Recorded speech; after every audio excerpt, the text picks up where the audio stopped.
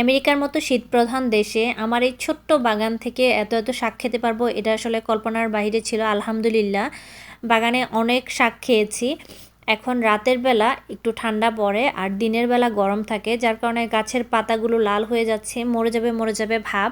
তো অল্প কিছু লাউ শাক ছিল, এগুলো আজকে নিয়ে নিয়েছি। আমার বারান্দা একদমই আর কিছুই নেই, শুধু একটা মরিচ গাছ থাকবে। মরিচ গাছে যেহেতু মরিচ আসা শুরু করেছে, তো এই জন্য আর সেই গাছটি আর কাটিনি বা নষ্টও করিনি, এটা আছে। অনেকে আমাকে প্রশ্ন করতো, আপু মাচাটা কিভাবে বানিয়েছেন, কোথা থেকে নিয়েছেন, কত টাকা নিয়েছে। আসলে মাচাটা আমি এই স্টিকগুলো নিয়েছি হোম ডিপো থেকে, আর যে লক সিস্টেমগুলো এগুলো নিয়েছিলাম আমি টিমু থেকে। তো এগুলো হোম ডিপোতে পাওয়া যায়।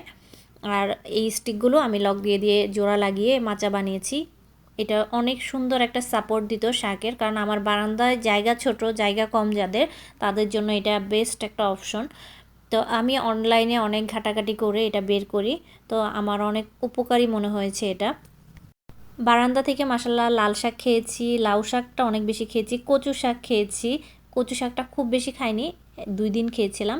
আর এই তো এখানে আমার মরিচ গাছে মরিচ হচ্ছে, তো যার কারণে মরিচ গাছটা থাক। আর সবগুলো অনেকগুলো ফুল আসছে, হয়তো আরও অনেকগুলো হবে। মরিচ গাছ রেখে আর সব নিয়ে ফেলেছি। আর এখানে আমি অনেকগুলো ডিমের খোসা রেখে দিয়েছি, পরবর্তীতে যখন মাটি তৈরি করব বাগানের জন্য।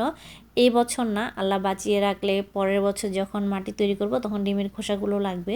এখানে অনেকগুলো ডিমের খোসা। আর এই তো অল্প কিছু শাক পেয়েছি, আলহামদুলিল্লাহ আলহামদুলিল্লাহ। আসলে নিজের হাতে লাগানো এই অল্প শাক, এটা যে কী পরিমাণ একটা শান্তি, যারা নিজেরা বাগান করেন তারাই জানেন। আর এই ছোট্ট বাগানে তো আলহামদুলিল্লাহ। আর এই তো এখন আছে শুধু আমার এই মানি প্ল্যান্টটা, এটা একদম মরা মরা ভাব ছিল, এটাতে আমি চা পাতা দিয়েছি, মিরাকেল গ্রো দিয়েছি।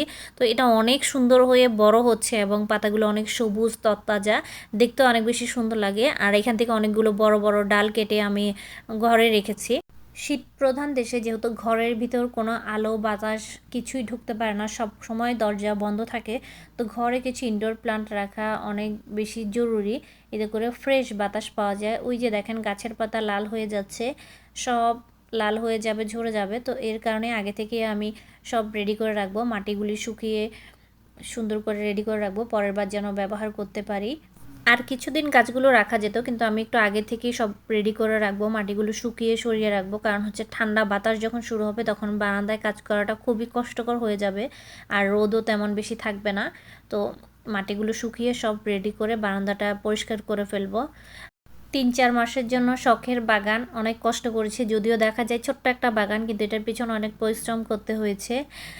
আর ভিডিওটি কেমন লাগলো সবাই জানাবেন, ভালো লাগলে একটা লাইক দিতে ভুলবেন না। যারা ইউটিউব থেকে আমার ভিডিওটি দেখছেন তারা অবশ্যই চ্যানেলটি সাবস্ক্রাইব করবেন। আর যারা ফেসবুক থেকে দেখছেন, ভালো লাগলে পেজটি ফলো দিয়ে পাশে থাকতে পারেন। সবাইকে অনেক বেশি ধন্যবাদ, সবাই অনেক বেশি ভালো থাকবেন। আল্লাহ হাফেজ।